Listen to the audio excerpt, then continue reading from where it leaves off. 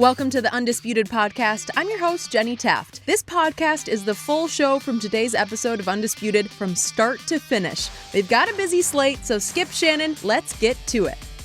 Welcome to Undisputed. We are live from LA. I'm Jenny Taft here with Skip Bayless and Shannon Sharp. Good morning, guys. How we doing on this Monday? We're good. Yeah, I've got some bad news for both of us. What happened? My Dallas Cowboys are going to win the NFC East and play a home playoff game thanks to your stinking Eagles. You know what, Skip? Stinking! Can I drop it? We said they're going to win 6 games. The winner will have 6 games. It's gonna be Five. I'll take that. Yeah, way to go. Is that the latest? Yes. I have a question for you guys, though. You know, Skip, remember when we were trying to convince Shannon about Kyler Murray and just how talented the quarterback really is? Well, Shannon, listen up to this. Kyler Murray led the Cardinals on a comeback for the ages when Arizona found themselves down 30-26 with only 34 seconds to go in the game. Kyler completed 3 passes for 32 yards before escaping a sack, then unleashing a 43-yard bomb that DeAndre Hopkins came down with despite 3 defenders being all over him. It was one of the most incredible scenes I've seen. Shannon, was it a better throw or a better catch? Before I get to that, Skip, you deserve to lose. If you allow a team to go 75 yards in 30 seconds, you probably deserve to lose that game regardless of what transpired the last play. But given the last play and the heroics that happened between Kyler Murray and DeAndre Hopkins, Skip, I'm going to say the catch. Because normally what they do in the Hail Mary, and it's hard to say this was a Hail Mary, is that you only go to that single receiver side if he's single coverage. Because normally when you go trip side, 3 receivers, Skip, they load everybody there knowing you're trying to get the tip or the carom. But DeAndre Hopkins had 3 guys on him. There was no reason other than the fact that he's DeAndre Hopkins for Kyler Murray to throw this ball. But Kyler did a great job of buying time, and that's what he's able to do, Skip, with those legs of his. Get out of harm's way, spin out, and throw the ball down the field. And DeAndre Hopkins, Skip, how he was able to, okay, he high-pointed the ball. Okay, that's one thing. Now you got to bring the ball down. You got 3 guys around you. They're clutching at you. They're pulling at you. But this goes to show you, Skip, if you do what you're supposed to do. See, everybody's trying to be a hero in Buffalo. I picked off Kyler Murray the last play. What are you supposed to do, Skip, on that play right there? Knock it down. Now, also, Sean McDermott, take a timeout because a field goal doesn't do anything for you. Take a timeout to make sure your defense is set. Okay, guys, this is the way we're going to play it. He did nothing. Why? Why would you go home with those 2 timeouts? Now, you know they don't transfer over. You don't get 5 timeouts the first half next week. That doesn't happen.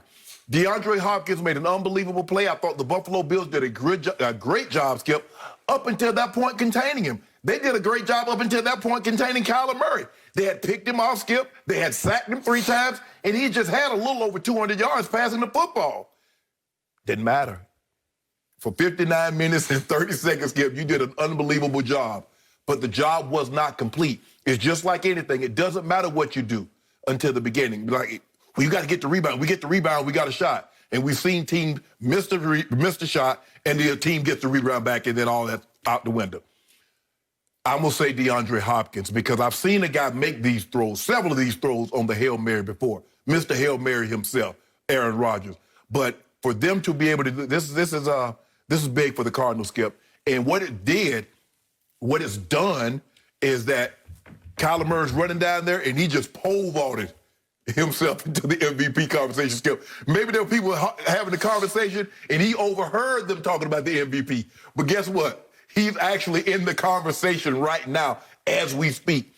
Deservedly so, but I'm going to say the catch because that was unbelievable over 3 people. Okay. My turn.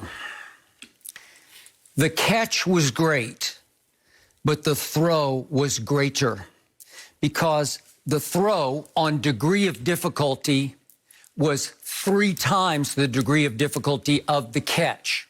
So let's break it back down. So Kyler bolts to his left, which is for a right-handed quarterback the wrong way to be bolting because you're going to have to throw it across your body. And the first thing he has to do is he has to escape Mario Addison there for a second, who got him around the ankles. No big deal, but you have to flinch for a second and take your eyes off what all your receivers are doing. Then as he runs and accelerates to his left, Here comes big old Ed Oliver, who's 6'1", 300 pounds, looming right in his face. And Kyler at 5'9", we'll give him 5'10". He throws this ball falling sideways out of bounds against his body, across his body, and manages to get enough velocity on it to get it 55 yards in the air. But more important, he manages to drop it right into the apogee of DeAndre Hopkins' leap, meaning he high points it because the ball was high pointable. Right. It was a perfect throw to a perfect spot against three of the, I don't know that you could find three better in concert DBs than those three. In combination, if you look at Jordan Poyer, who's been playing for a long time, and Micah Hyde's one of the better safeties in the game, and Tre'Davious White is definitely one of the better corners.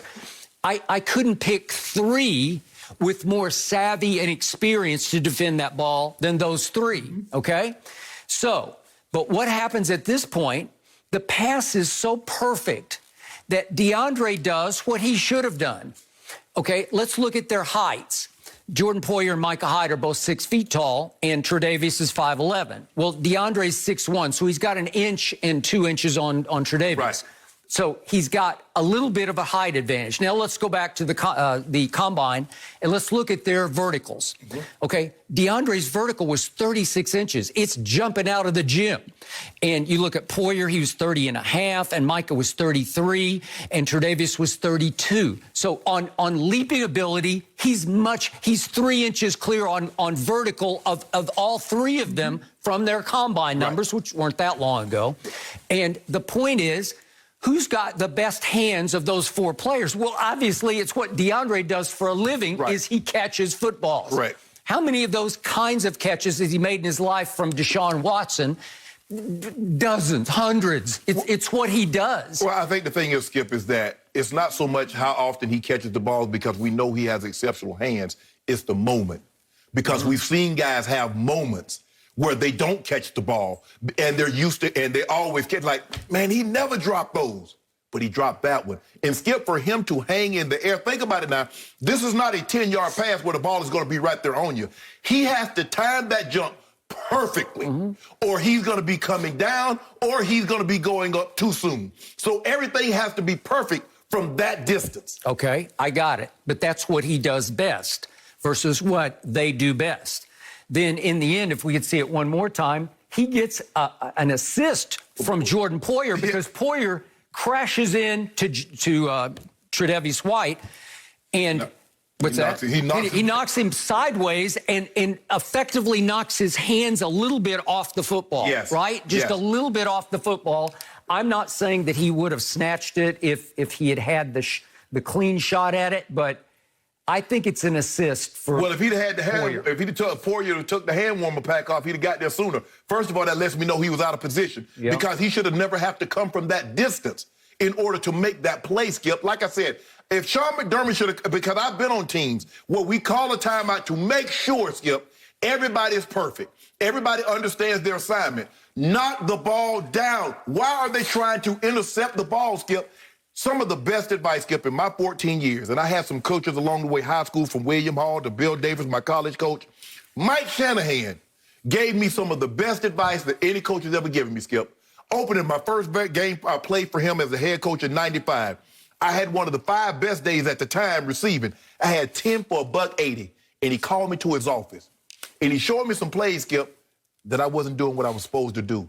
And he looked me dead in my eye and he said, 84, I'll never accept in a win what I wouldn't in a loss. Okay. You see, if you knock the ball down, now we saw Jacksonville. But who has a chance to knock it down? He has posted up Micah Hyde and he has boxed him out. Micah Hyde has no chance to knock this ball down. Poyer running, coming from... Okay, all right, but I don't know who has a chance to knock it down because it's a perfect pass. It's apogee, it's high point. It's just where DeAndre can get his mitts on the football, and I don't know who can knock it down. Nobody has a clear shot at just running, jumping, knocking it down. It wasn't like, Oh, anybody could have knocked that down, and you let it slip through your clutches, and he caught it through a sea of hands. His hands are the best hands. They're above because he's out jumping the other three because that's what he does best. Well, somebody got that, like, somebody, I don't know who, that looks like Tre'Davious White hand with the Adidas gloves on. Yep. And he's got a little bit of it, but it's too late. Okay, because it's the ball too late to knock it down. Okay, I could argue on their behalf that one of them should be savvy enough just to foul him because they don't usually throw a flag. No, don't. So you could just, like Micah Hyde could have grabbed him or pulled him or bashed him in the back, done something. But he just, look at Micah Hyde, he just tries to play clean ball. Right. You know, he's just trying to tip the ball out of his hands. Right. And it did not work. At the snap of the ball, Skip, if you look at it, they're in a trips right formation. DeAndre Hopkins is the single receiver on the backside. After 2 steps, Larry Fitzgerald is starting to run towards DeAndre Hopkins. So that should tell you right now, Skip, where is the ball going? If you had to guess, is it going to go towards DeAndre Hopkins and Larry Fitzgerald, or is it going to go to Christian McCurt and Anthony Isabella? Okay. Some coordinators prefer to jam that receiver at the line of scrimmage because it's so far. It's 43 yards to the end zone that if you jam him, then he's not going to have time before you can get to Kyler. He's not going to have time to get to the end zone. Right. If you pull that off, if you try that defense, you better be clean with it. You better nail him because if he escapes. Normally, Skip, what they would do is that they jam, if it's a trip receiver side, they'll jam the middle receiver because he's normally the jumper or the tipper. So somebody's going to try to go lag behind, tip the ball behind, the guy catches, tipped it forward. The guy that's on the inside, which would have been Larry Fitzgerald, he catches, and the guy on the outside, he would go behind. Okay. So since there were 3 receivers and nobody jammed, now we go into the single receiver so side. they let DeAndre run free to the end zone. Yes. Because they just said, we're going to play straight prevent, and my best DBs are going to be waiting for your Hail Murray, in this case, as they're calling it. They're going to be waiting in the end zone for your throw. And they were. They were all in good position to defend the ball, but nobody could because it was a perfect throw falling sideways across body out of bounds by the little man who I keep telling you since his days at Oklahoma is a magic little man. Sometimes things are just meant to be, and maybe it was a situation that, Skip, this was meant to be. But for DeAndre Hopkins to go, Skip, it's not, people don't understand how hard it is to time a jump from a ball that's that far away. Because it has to be perfect. Skip, first of all, you're not going to hang up there. I know in slow motion, look like he hung up there forever. But that's real time.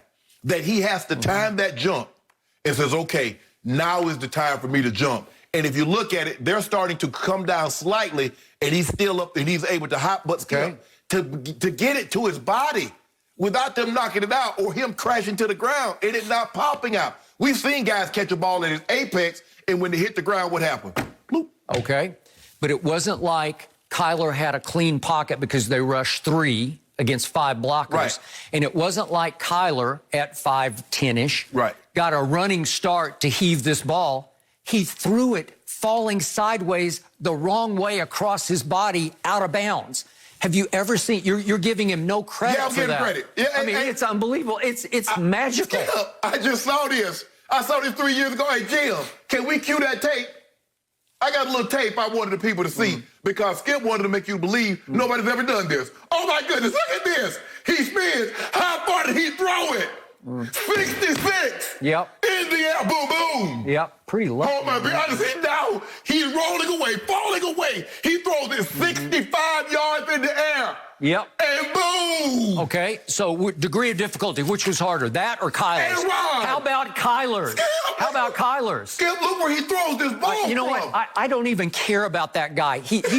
That's the guy who stunk it up yesterday at Lambeau Field and almost lost to the Jaguars. Skip, we don't care. We don't care about this. Your guy got a running start. Oh, stop. My guy got a running start sideways? Skip. You know, I'm offended you even showed that. I'm serious. I'm offended. You're trying to take something away from as magical a throw to win a game as we have ever seen. To escape a sack and throw it sideways, whipping your right leg across your body? Are you kidding me? And you gave me Aaron bleeping Rodgers throw? Because I wanted wanted to show you. He tried to throw it as high as he could. And it was pure luck. He didn't even know who he was throwing it to. He threw didn't know who he was throwing it to. He threw it almost 70 yards in the air. He tried to hit the ceiling. That's what, Skip, you know that's what he does. He wants to turn the ball over so it comes down. Look at this, Skip. Yeah. Do you realize how far that is? You know what? That was a better catch than a throw because Jeff Janis, wasn't that Jeff Janis? That was Jeff Janis. Yeah, way to go, Jeff. Where are you now?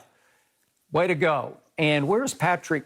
That's Pat Peterson on that. Skip, look how far he throws this ball. He rolls. Look at it. That's 55 to 55. So what does that have to do with what just happened? Skip. Nothing. No. Nothing.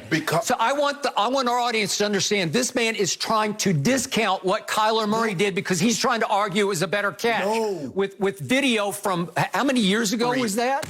Was it 3? It seemed like it was 8 years ago.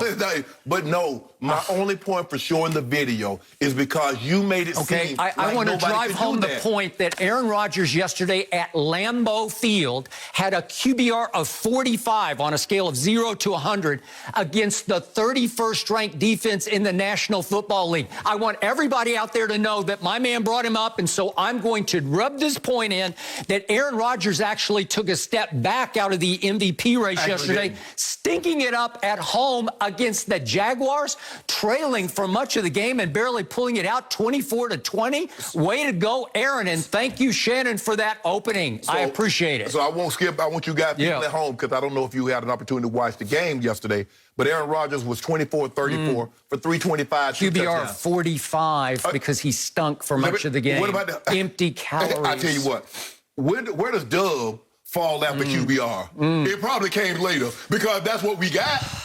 I've been telling you about Kyler Murray since his first couple of games at the University of Oklahoma. He was magical twice against their arch rival Texas that year.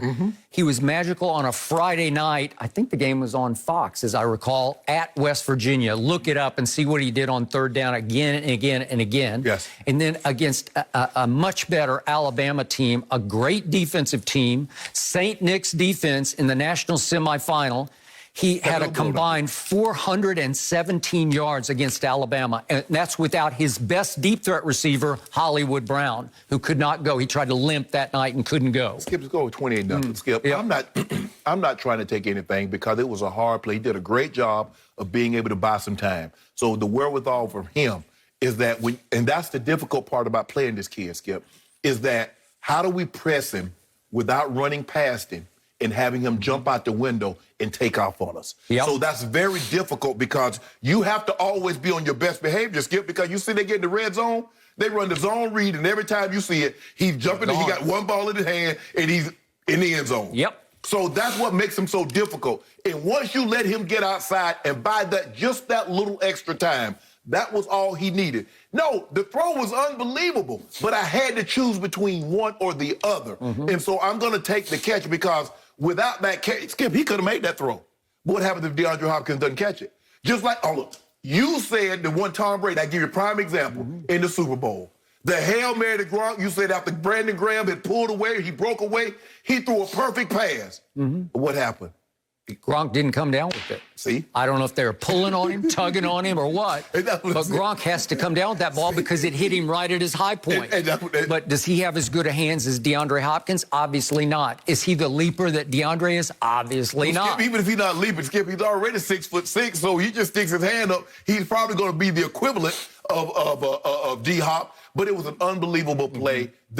And coming on, they got a short week this week. I think they go to Seattle, Skip. Thursday night. So they got a lot of confidence going into this game. And he's already won twice at Seattle. He's already beaten them twice. Not once at Seattle at the end of last year, and he beat them at home.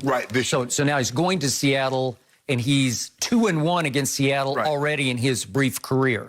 And his best really 4 games he's played so far have come 2 against San Francisco, 1 against Seattle, and then that one yesterday against a very good Buffalo team. And by the way, there was no way they should have won this game because 34 seconds left. Josh Allen, who should be in the MVP race, he just throws a rocket to Diggs. And I thought, well, that's that. They're up 4, and there's no way. Skip, I said the exact same thing. As a matter of fact, I started fixing my dog's food. And I was like, hey, this thing over, he ain't finna go no 75 yards or no 30 seconds to win the game. And then, Skip, I come back and I'm looking around and they celebrating. I'm like, what y'all celebrating for? Yep. I'm like, there you go. I was like, So, Buffalo. Think about this. Kyler Murray has already tied the record for games with a touchdown pass and a rushing touchdown in a season of 8 games. In 9 That's games. only through 9. Yes. He's got 7 to go to break the record, and I think it's pretty likely he's going to break the record. Yeah, he's going to be way up there. And because of his leg, Skip, because you're so afraid, because guys like Kyler, Skip, you want them to make quick decisions. But at what expense am I going to make him make this quick decision? Because if I miss him, Skip, that's 30, 40, easy. Yep. So so he's going to keep people on their heels. He's not like, well, if I run 25 and I run by Tom Brady, he ain't going nowhere. No. You run past that kid, and he probably going to hit his head on the goalpost for the touchdown. Yep. As I said when he was at Oklahoma, quickest feet I've seen since Barry Sanders, who played at Oklahoma State. But you saw that throw by A-Rod? Jenny, that was 70 yards in there. We're not talking about A-Rod right now. We are not talking about it. We are not talking about it. We're talking about Kyler Murray and his potential, and I can confirm, you're right, Skip, watching him on the sideline, it's speed that you can't explain. I mean, he just moves in a way that's so smooth and so efficient, and I love Kyler right now. I'm here for it, guys. No mercy.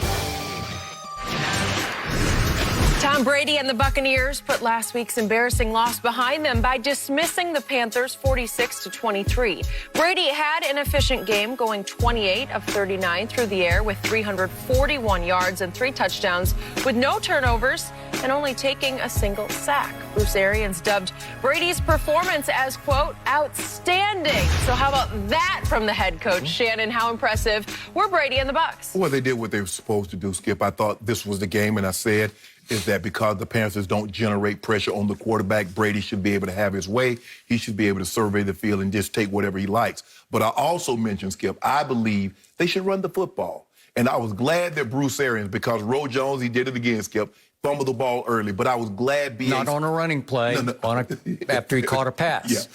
I was happy that B.A. stuck with him. Because sometimes, Skip, B.A. can be impulsive. Like the Giants game, Skip, he just pulled him right away. Give the guy a chance, man. Sometimes, sometimes if the coach loses confidence in you, you'll lose confidence in yourself. And I think B.A. sticking with him, I think that gave him confidence. Everybody picking him up on the sideline. Hey, bro, we good, bro. We get it back. And he stuck with him, and it paid off huge dividends. When you can run the ball like they ran it yesterday, Skip, 37 rush attempts, 210, yeah. So now, obviously 98 came on one play. Right, but Skip, even with that, take away that big run, they still was gonna be well over 100 yards, and they somewhat not well over, just some over, a little bit. I mean, so you take away that long run, Roe Jones would have had 22 carries. So Fournette had 8. That's 30, 32. 35, 30. So they're still going to have they're still going to have 36 carries. They were pretty bad. It was 39 passes to 37. Right. Runs. So Skip, that is the balance. So now, because I can put the ball in Rojo's belly or Fournette's belly, and they got to respect the ability to run the football, linebackers going to come up, vacated areas going to be available, and Tom Brady was able to find those empty lanes. I thought he did a good job of spreading it around. Mike Evans got 11 targets. I think AB had like 8 targets. Chris Godwin knows he's going to be the low man on the totem pole. Between those 3 guys. Okay, but he got 6 and caught all 6. Yes. And had the most yards of anybody. Right. Receiving, he had 92. Well, if Brady was a little bit more accurate, Mike Evans might have had 200 yards. And Gronk might have had 100. Yeah. I saw 3 big drops. Hold on. Interesting. You saw 3 big drops? Yep. Well, let me tell you what I saw. Hey, Jim, can you cue the tape? I got me a new DJ. Okay. Drop the track, Jim. Was that a drop? I just want to know, is this a drop? Okay. No, that was the first pass of the day that he missed AB on. Okay, yeah. So what about this one right here? Is this a drop? Is that a drop? No. Okay. What about, hold on, I ain't done yet. Yep. What about this one right here? Is that a drop? No. Okay. It was a little overthrown. So what about the drop? Extremely, there's still tropical winds down there. They said it was blowing like crazy. It's funny, but it was tropical wind. So somehow during a tropical storm, with that Etna, he had 341 yards pass. So the wind didn't bother those other 341, just those. Well, he missed some. Okay, but that's Skip. That's Skip. Yeah. Can I get a man some credit? All I'm saying is you won't even... Can you? That's a good question. Why don't you answer your own question? I'm trying to. Skip, I thought Tom played well. I thought they ran the ball and then they were able to play action. But I told you the whole week, Skip, they don't generate pressure. And if you can't pressure him, you can't beat them. That's my only point. Tom played well. Mike Evans got involved. AB was involved. The guys were very, very active. But if you do not pressure Tom Brady, if you cannot get him off that mark, you cannot beat the Tampa Bay Buccaneers. But there should be some pause for concern. The Tampa Bay defense, I think, is taking a step back. I don't see that same ferocity that I saw in that stretch. Skip, there was a stretch about 3 or 4 games. I think they played Green Bay and they played a few other teams that they were all over people. That back end, they guess too much. You can't guess all the time, Skip, because you play. You got the Rams, and then you got my homeboy. You guess, they'll hang 50 on you. Agreed. You done? Yeah, but I thought I'd get. Finally. My turn. Do I have to give Tom a grade? I'll give him a grade later. Well, go ahead. No, I give him like C minus? No, I give him a B plus. B plus? All right, I'll take that. Give him a B plus. I thought Tom Brady, under the circumstances, was extremely impressive yesterday because he went from arguably the worst game of his career to the best game he has played so far this football season. That's what happened yesterday. And the Bucs went from looking like the worst team in pro football last Sunday night against New Orleans, hopeless, hapless, had no chance of doing anything the whole night. Everything went completely wrong. To yesterday, I disagree with your overall assessment because I thought defensively, especially in the second half, they buckled up and buckled down. I thought they played as a team their best game of the season because I thought that was a dangerous game. I told you Friday how dangerous it was because what did Carolina just do to my homeboy in my homeboy's home? They lost. It was 33-31. They led for much of the game. They put it on them every which way but loose. The only place they didn't put it on them was the scoreboard. But Teddy Bridgewater had an 89 QBR to Mahomes' 83 in that game. And if you look at the total yards in that game, Carolina had 435 to 397 for the home team. Time of possession was lopsided in favor of Carolina. It was 38-22 in favor of Carolina. And that team scared me to death because the defense is good enough to hang in with anybody because it's ranked 15th in points allowed, which is right in the middle of the pack, but they're dangerous at home. They can beat people at home. And I thought they had Tampa at the worst place at the right time because what happened this week when the tropical storm happened? It screwed up 2 straight practices for the Bucs where they had to go inside. They couldn't practice outside. This game obviously was going to be played outside. And then they hear that Ali Marpet, their left guard, who's one of the best left guards in football, for the 2nd straight week with a concussion, he was out. So they had to move A.Q. Shipley, who's been with Arians for a long time. He's just a basic backup center. They had to put him in at center and then move Ryan Jensen, the center, to left guard. So these are all working against them until Saturday night when what happens at the airport in Tampa? Bad news happens. They got big mechanical, and you've been through this before. Yes. It's 7.5 hours delayed. Much of it sitting on the runway, and then the rest of it back at the terminal where you got to go in and try to have your meetings and try to figure it out. Skip, they didn't walk to Charlotte. You get to Charlotte at midnight. You got to the hotel at midnight. You've been there where this screws up everybody and everything. You're not going to sleep well because it's going to come fast because it's a 1 o'clock game. Yes. And you're going to have to sleep. You probably tried fitfully to sleep on the plane. Everything is working against you where you're saying, you know what?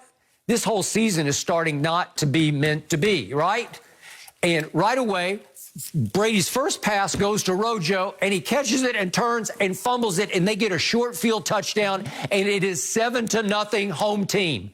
That is scary. And late in the first half, it's 17-10 home team. So don't tell me this wasn't, and to your point about the defense, it was getting shredded in the first half. By the way, that defense did knuckle down in the second half. Yeah. It allowed Carolina 35 total yards in the second half. Bridgewater did get hurt. But the thing is with Teddy is that he doesn't push the ball down the field. So once they see, and Tampa is the type of team, and Todd Bowles, the way he looks at it, if you're not going to push the ball down the field, I'm going to get closer and closer to the line of scrimmage. I'm going to get closer and closer to the line of scrimmage. And so I'm going to force you. So you don't, all you want to do is just take checkdowns? I'm going to take the checkdowns away. Well, I think Teddy Bridgewater is a giant killer. He scares me to death. Well, Skip, Teddy is a guy that plays well.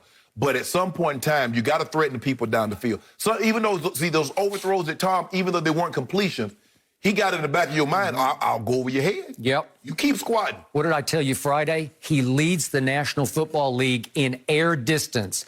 The distance the ball travels from his hand to wherever the receiver is. Yes. Not whether it's caught or not, just in pure air distance, he leads the whole league. I prefer mine no risk it, no biscuit. I prefer my guy to be like my homeboy and Rodgers. By the way, yesterday, Tom Brady had the second best QBR in all of football, a 91. Only Daniel Jones playing a career game against your sorry stinking Eagles had a 92. So Brady almost had the best QBR in football. So let's go back to what happened when they're down 7-0, shall we? Let's look at the best of Tom Brady yesterday because he converts after the missed throw we saw to AB. He goes 3 straight third downs conversions, 3rd and 2, 3rd and 7, 3rd and goal at the 5. There's the first one to Mike Evans. Is that a good throw? Great run. I'd say that would work. And then here comes the next one. This is to Godwin. And some people thought this was lucky. I thought it was just pure genius. He was throwing to Mike Evans. No, I think he was throwing to Chris Godwin, and he threaded the needle. And then he hits Cameron Brate. That was his best throw today. And it was sweet because he is covered up. That was his best throw today. Covered up at the goal line. He was. And he throws it right throw. where he has to throw it. That was a great throw. Okay, and then he comes back. This is when they're down 17-10 near the end of the half. And you want to talk about spreading the wealth amongst... This is where you see a cavalcade of star receivers. That's to Chris Godwin on 3rd down. That's 3rd and 11. He goes for 14. And here he goes to Antonio Brown.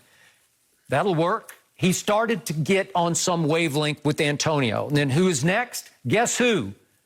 His old favorite Gronk, who beats it for 44 yards. That'll work. Skip, they got a 5'6" man on a 6'6" man. What you expect to happen? And then here comes Mike Evans again, and he goes up and snatches it because he high-pointed the ball that Brady threw to the perfect spot. So think about what I just showed you. He goes Godwin on 3rd and 11 for 15 yards. He goes AB for 16. He goes Gronk for 44. And then he goes Mike Evans from the 3 for a touchdown.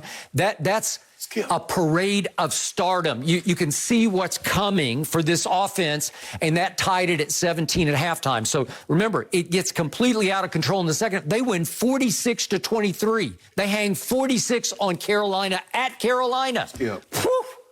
But the thing is that I didn't say Brady didn't play well. He played well. The Carolina defense is tailor-made for him because what you didn't show in that clip was anything about pressure. And if you don't pressure him, you can't beat them. That's my only thing about Carolina. They was also without McCaffrey. Okay, fine. McCaffrey he doesn't tackle, he doesn't intercept the football. But that guy who runs for them now, he is Mike Davis. I like Mike Davis. He's hard to get on the ground. I like Mike Davis, but he's not the receiving threat that McCaffrey is out of the backfield. And I'm not so sure. Now, he probably can run with a little bit more power, but I don't believe he's the overall running back that C-Mac is. But give Brady credit. Give Tampa credit. They played well. They won the game. They deserved to win. Now, and I told you I was pretty close, but I want to know why Tom Brady is throwing touchdowns, Jenny, he front running. Why was he throwing the touchdowns already up 37 points? They're up 37-23. Why would he do that? Now, you tell me you don't like front running. LeBron James, cherry picking. What did the Clippers need this year? Because they were all new to each other. They needed reps. What did this team need? That needed to figure each other out after the worst game any team has played all year last Sunday night against New Orleans. Reps. Now it's got, as you just said, coming up a week from tonight, Monday Night Football, Rams at Tampa Bay. And then you turn right around on a short week and you play my homeboy at Tampa Bay. Yes. Well, now we get to see, don't we? Yes. And did they establish a little more rapport, a little more connection yesterday? Yep, they did. I think the thing is with that, Kansas City is vulnerable to the run. And would I be surprised if the game plan was heavy run? No. Now, you better protect Tom because one thing the Rams can do, they can hit your quarterback. I agree. I got you. So you better protect him. Okay, so to your point about running the football, what I saw again is what I think you were with me on all year. Ronald Jones is by far their best ball carrier. Yeah, he is. They're fascinated with Leonard Fournette because he was such a high draft pick. And he's such a big stud back, and he can catch it and run with it. But every time they hand it to him, he tiptoes to the line of scrimmage. Ronald Jones hits the line of scrimmage like a bat out of hell. Right. Every time he touches it, it's as hard and as angry as he can run. Leonard Fournette runs. If you watch him, Skip, when you watch him when he played Ole Miss and Mississippi State, Skip, he's running for 200, 300 yards. And then he played Bama. Tiptoeing. So I don't all these see defenses the equivalent of Bama. Okay. And so Ronald Jones, he gets it. He like, hey, he gone. USC, Ronald Jones. Yes. He should get the bulk of the carries. They're trying to force Leonard into the B.A. said that. Even though we signed Leonard Fournette, we like Rojo. Okay, I got that. But here we go. Tampa Bay is back. They back? Yep. They never left. They left last Sunday night. Arizona. A little bit. Arizona. Here we go. Ooh. Yep. Okay, the NFC East, guys. Well, here's the thing. They do continue to remain tight with no teams separating themselves. Yesterday, the Giants were able to defeat the Eagles 27-17, making the division that much closer. Philadelphia remains in front at 3-5-1, but New York is now behind them at 3-7, and Washington and Dallas still remain in the mix for a division title and playoff spot at 2-7. So, Shannon, who's in the proverbial catbird seat now in the NFC East? Love that catbird seat. Yeah, right now, all 4 teams in the hoopty. It is beat up. The car ain't going very far. I don't know if it's going to be make it to its destination. Because, like I said, you and I, we were joking in the monologue, is that 5 wins might win this division, Skip. I mean, I'm looking at everybody's schedule. I don't think it's a joke. No, I don't either. No, seriously. I mean, I'm looking at their schedule, looking at everybody's schedule, Skip. I just don't see 4 wins. I don't see 3 wins. When you look at Philly still has Seattle and Cleveland and Green Bay and New Orleans and Arizona. Skip, I don't see the wins there. And your Cowboys they still have Minnesota, San Francisco. They got the most favorable schedule, all things being said. In Washington, you're looking at their schedule, Skip. But when I watched this game yesterday, I don't get Doug Peterson, Skip. I really don't get him. They're running the ball. 23 carries for $156, and somehow he's hell-bent. I want Wentz to throw the ball 35, 40 times. I don't get it. I thought the objective was to win the game. And if I can win the game and not put my quarterback in he only got sacked 3 times, but you could run. Miles Sanders is getting, he's 15 for 85. Boston Scott is 3 for 63. Skip, run the ball. On your other sheet, your team stat sheet, do you have it there? Do you see what third down has for the Eagles? 0 for 9. The Eagles are 0 for 9 in a game on third down because Carson Wentz has lost it. I wouldn't say he lost it. They dropped some passes. Wentz, Skip, look, even when Wentz paints a masterpiece, it's not going to be as aesthetically pleasing as, say, if Brady or if Rodgers or Mahomes, because, Skip, it's going to be, because he's going to miss a few throws in that masterpiece. You're like, well, damn, Wentz, the guy was wide open. How you overthrowing by 10 yards? How you underthrowing by 3 yards? Hit him in the feet. Yeah, exactly. Yep. So Skip, his games, when he paints a beautiful picture, it's still going to be like, but you got a smudge mark on it somewhere. And so that's what you're going to have to deal with him, Skip. But the Giants, Skip, of the teams in the last 3 weeks, they might have played the best over the last 3 weeks. They have. I've been trying to tell you. They should have beaten Tampa, and they did. They won last week against Washington, and they beat the Eagles. As bad as they've been the first 7, 8 games, Skip, they right smack dab in the middle of this thing. So I'm going to stick with the Eagles just because I picked them, but my confidence level, I'm at a 2. Okay. Headline on ESPN.com this morning. Eagles' loss to Giants shows they're broken, first place or not. They are broken. I would agree with that. They were coming off a bye in which you have a chance to fix what ails you. Right. And you throw that one out there, 27-17, you lose at Giants? Seriously? Yep. You're 0 for 9 on third down. Seriously? You're broken.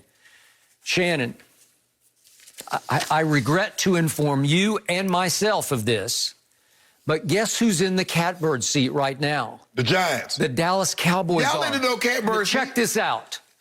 I'm going to rank the schedules here on one-loss records of the remaining teams that you play. Guess who has the easiest schedule left in the whole National Football League? You guys. The whole league. You guys. The easiest schedule now belongs left to play to the Dallas Cowboys. Are you believing that? And now let's go down the list. The 10th easiest schedule belongs to the Washington football team. The 25th easiest, or now we're to the 8th hardest schedule, belongs to the New York Football Giants. The 28th easiest, or you could say the 5th hardest, it would be the 5th hardest, belongs to your Philadelphia stinking Eagles, okay? So what would that tell you? The catbird seat, with my team only one game in the win column out of first place with 2 wins, but they're only one out in the win column. Well, now let's look at the Dallas schedule, shall we? Again, they go to Minnesota. Minnesota's going to play tonight on Monday night against Chicago. But, okay, they can't beat Minnesota up there. I'll give you that. But then they get Washington at home on Thanksgiving. Maybe, maybe. Yeah. Okay, then at Baltimore, no. But at Cincinnati, go get maybe. Joe Burrow go get y'all. Okay, maybe. But he was horrible yesterday against Pittsburgh because that's Pittsburgh, okay? Exactly. And then San Francisco at home. 49ers got y'all. Okay, well, maybe. It's like a maybe. And then Philly at Jerry World, maybe. Giants, you know what? Keep y'all out of the playoffs. Okay, it could come down to all the marbles against Jason Garrett. Yes, right. You read? Oh, 8-8 red, right? Yeah. It could come down to Jason Garrett as the offensive coordinator of the New York Football Giants at Giants for all the marbles. And what did my man Andy Dalton do to the Giants when last we saw them at Jerry World? He threw 2 home runs to Michael Gallup to set up a late field goal, and we walked off the victors. We have actually played very well in the last couple of years against the Giants. Skip, you know what? What we thought just 4 weeks ago, the reason why people say, well, Dallas is still in this because of the quarterback situation with Andy Dalton. I'm not so sure, looking at all things being equal, you guys might have the worst quarterback situation. The way Daniel Jones is playing now, the way check down Alex, he looked pretty good yesterday, Skip. I mean, it took Matt Prater. Has anybody kicked more long field goals than Matt Prater? 59 yards. Because we know he had that kind of leg, and even though he was making those field goals, like, well, that's Denver. No, that kid got a leg. Denver, Detroit, it does not matter. I buy that. He can boom the ball. Yep. So all things being equal, Skip, I trust your quarterback situation. Okay, check down threw for 390, but he threw it like 50 times. 55 times. Most completion, most pass yards in his career. And his QBR was just okay in his low 70s, as I recall. So, okay, I'll give you that they're all sort of put them in a hat and pick one out. But I got Andy Dalton as a 3-time Pro Bowler who averaged 10 wins a year in his first 5 years in the league. He has been here and done all this before. And with the bye week this week to get Andy back in the groove after he's been through, as you know, COVID and concussion, all of a sudden I'm saying there's no Trevon Diggs, which scares me a little bit, but the defense was starting to fly in the front 7, starting to fly at the quarterback and fly around. Stopping the run. And you know my friend, first cousin, you know what he did to y'all last time. And not Jefferson. I already conceded that. I concede that one. I concede at Baltimore. But see, I need a demoralizing loss. I need a 30-10 you type. do. Yeah, that's what I need. Because I just gave you 4 maybe games, and if they could win 3 of them. Think about this. We got 3 division games left, and 2 of them are at Jerry World. That means catbird seat. I hate to tell myself this, but right now they sit with the 3rd overall pick in the draft. Season ends today, they got the 3rd overall pick at 2-7, okay? I hate it. They should be 3-6 because they just got flat out robbed by against the Steelers. Well, first of all, you should be over because you shouldn't have beat Atlanta. So we're going to take that win, okay? We'll give you one, and you're still 2-7 because you should have lost to the Falcons, and you know that. Okay, we are 2-7, but everybody else only has 3 wins, right? Okay, so here we go, and if we can sort of do what everybody expected us to do, I think they're going to win 3 more games. And if they win 3 more to get to 5, it just could be enough. It might come down to tiebreakers, but if they could beat the Giants a second time at New York. Well, that would give you depth. Yeah. If you can beat Washington twice. No, you lost to Washington. You beat the Giants because you said if it comes down to that and you've beaten Washington twice and you have the tiebreaker edge over them because you would have beaten them twice. Yep. But let that sink in for a second, Skip. You hope the team win 5 games and win the division. What do you win by winning? You win a home playoff game in which you will get blown off the field by somebody. It could be Brady. It could be. It's going to be a wild card team, right? It could be Brady. Yeah, absolutely. Or it could be the Rams. It could be the Seahawks. It could be Arizona. Could be Arizona. You want them again? Nope. 38-10. Brady would go in there and hang 46 on them easy. Oh yeah. Okay. Y'all be in trouble with that. Seriously, would I rather have the 3rd or the 2nd overall pick? Sure, I would. Yeah. Because where is this headed? Skip, I mean, we just finished week 10. And if you combine all the wins, they got 10 wins between 4 teams. Skip, that's unheard. That's ridiculous. Skip, that's ridiculous. Is that what it, or 11? No, they got 3. What is it? 3, 2, and 2. Oh, 3, 2, and 2 is right. That's 10 total. Okay. Yep. With 4 teams. It's never happened before. It probably would never happen again. Okay, it's the worst any division leader has been since the merger. Yes. Right? Yes. Okay, so there you have it. But somebody has to win it. Somebody has. Really? We say that all the time, but somebody has to win. Really? Can we just take an extra team from another division that's really competitive? Maybe the NFC West. Can we do that, Skip? Just think, I still got Zeke, I still got Amari, I still got Gallup, I still got CD, I still got Wolf Hunter, I still got Jalen Smith, I got D-Law, I got Alden Smith. Hey, y'all, 2-7 with all that. What if it all just takes off? It might. 5 weeks, here we go. Y'all haven't taken off in 10 weeks. Now all of a sudden, y'all about to launch. You about to take flight, huh? We beat the Giants, who you think are the best team right now. Y'all cheated the Giants. We didn't cheat them. Andy Dalton, they got Daltoned. Okay. Yep. Yo, now you Andy Dalton fan. Yeah, well, he laid an egg in Washington. Well, they all laid an egg. They didn't protect him. He got concussed. Yeah, he's had a tough last couple weeks, really. I mean, at some point, you got to cheer for him, right? We got to root for him. No mercy. Reports were pouring in over the weekend about who might be LeBron's newest teammate. It looks like Dennis Schroder could be on his way to L.A. as soon as today from Oklahoma City. The Lakers would reportedly send Danny Green and whoever they select with the 28th overall pick in the draft on Wednesday in exchange for the Thunder guard who is entering his 8th season. So, Shannon, how much better will Schroder make the Lakers? Well, Skip, I would like this better than I would like the DeMar DeRozan trade, Skip, because the thing is that Schroder can do, he's a very good catch and shoot 3-point shooter. He can also run the point. He can take LeBron off the ball because he did very well. He played well with Chris Paul, and when Chris Paul would go to the bench, Skip, he would run the offense. So that would give LeBron a break from being on the ball all the time. And we're gonna, the season starts getting cranked up here. I think they go to camp December 1st. So that's gonna give LeBron an opportunity to get some rest time, Skip. And plus, Skip, Danny's about to be 33. He struggled. He made some shots, but he struggled down the stretch. And if I'm going to pay $15 million, I might as well give that to Schroder, someone that was in the running for 6th man of the year, averaged almost a little over 18 points a game, 3 rebounds, 4 assists. So he can do all the things that Danny Green can't do. But what this trade tells me, that Rob Pelinka is being proactive. He says, I'm not getting caught again. Waiting on Kawhi, and then I had to scramble. He says, I'm not going to wait on Rondo. I guess they're getting indication that Rondo's looking for a payday. And it's like, nah, at your age, we're not going to be able to go extend you out. So he says, looks like you're going to be leaving. Let me be proactive. Get ahead of this, Skip. Go get someone. I like the move. I like Schroder. Played really well. This definitely helped. But we're not done. Don't think we're done. I don't want you to think that, because we're not. And what else is coming? There you go. I can't tell you. Just see. Just see. My grandma said, boy, don't worry about what I'm cooking. I bet you eat it. I bet you gonna like it when it happens. Ibaka? Skip.